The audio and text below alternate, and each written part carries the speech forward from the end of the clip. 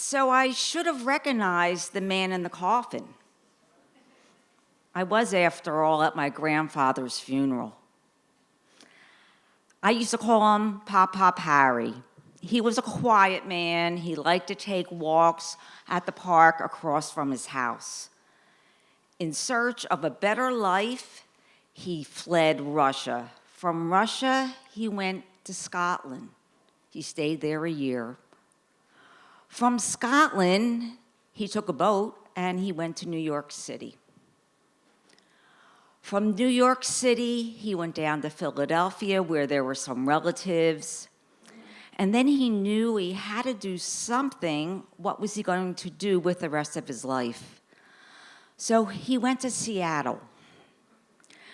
And in Seattle, he apprenticed for a full year to be a master tailor. And when he was done that, well, he went to San Francisco. And in San Francisco, he sewed clothing for the miners in Alaska that were mining gold. When he was finished that part of his life, he went back to Philadelphia. I remember him as having a shiny face. His hair was always slicked on his head. And the most telling thing, he had a birthmark on the side of his head. And as a kid, I would call it a Rice Krispie. And I would always look for the Rice Krispie. And I have to tell you, the man in the coffin, he didn't have a Rice Krispie. He looked nothing at all like my grandfather. His eyebrows were bushy. And my grandfather was a very dapper dresser, because he was a tailor. And this body was wearing a suit. And it was a suit that I know my grandfather wouldn't have worn. But who was I to speak out at this funeral? I was 16 years old. It was my second funeral. And if I had tapped my mom on the shoulder and said, "That's not Pop Pop Harry," she would have gone, "Shh." My family was not one for confrontation. You don't talk about things. And so with that, we were off to my Uncle Sal's house to sit Shiva. And sitting Shiva is a 7-day Jewish ritual where you pretty much support the family of the deceased. The very close part of the family, they sit on really low stools the whole time to symbolize you being closer to your loved one. And I was there, and I was eating the typical Shiva food. And I was eating a corned beef special with coleslaw and Russian dressing.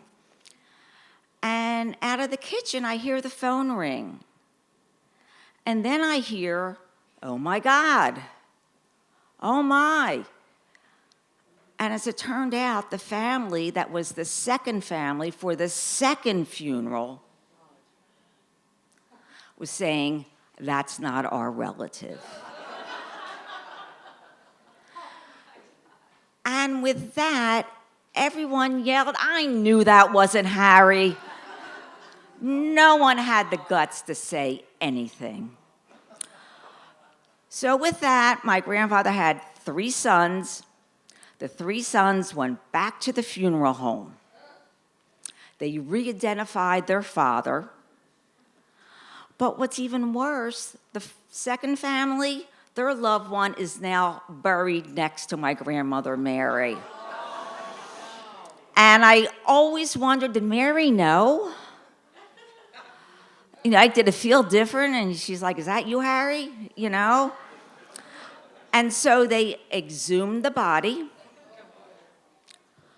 They put the right clothing on each body.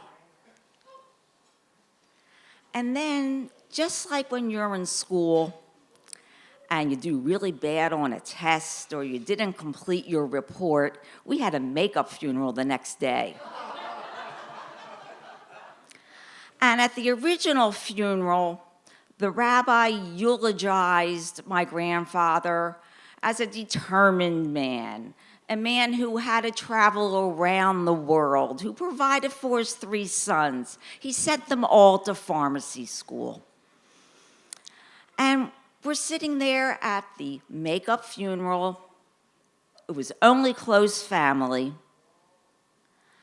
And the rabbi stepped up to the pulpit and he said, "Do you know why Harry Wexler wasn't here yesterday?"